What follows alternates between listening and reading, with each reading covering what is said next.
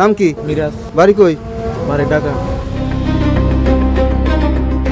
এভাবেই নাম পাল্টে গোঁফ কেটে ভারতে পালাচ্ছিলেন চট্টগ্রামের আন্ডারওয়ার্ল্ডের ত্রাস শীর্ষ সন্ত্রাসী মোবারক হোসেন ওরফে ডেভিড ইমন।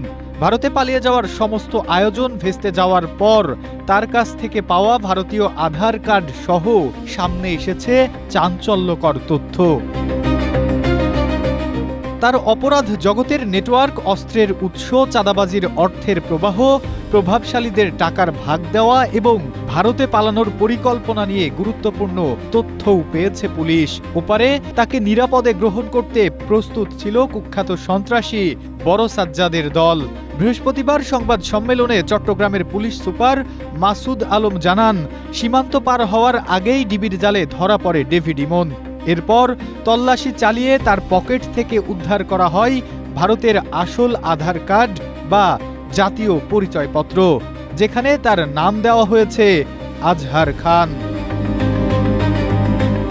তদন্ত সংশ্লিষ্ট কর্মকর্তাদের দাবি, পার্বত্য চট্টগ্রাম ভিত্তিক পাহাড়ি সংগঠন ইউপিডিএফ থেকে অস্ত্র সংগ্রহ করে সন্ত্রাসী কর্মকাণ্ড পরিচালনা করত ডেভিড ইমনের গ্যাং।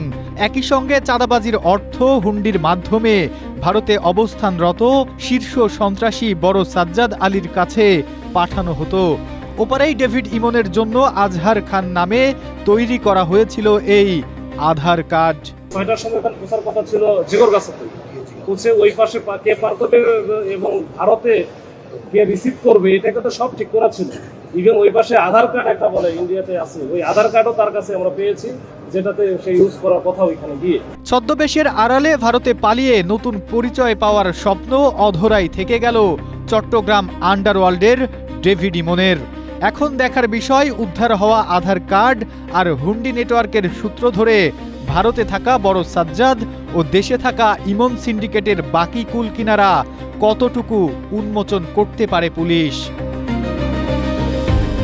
Nasimuddin, Asia post.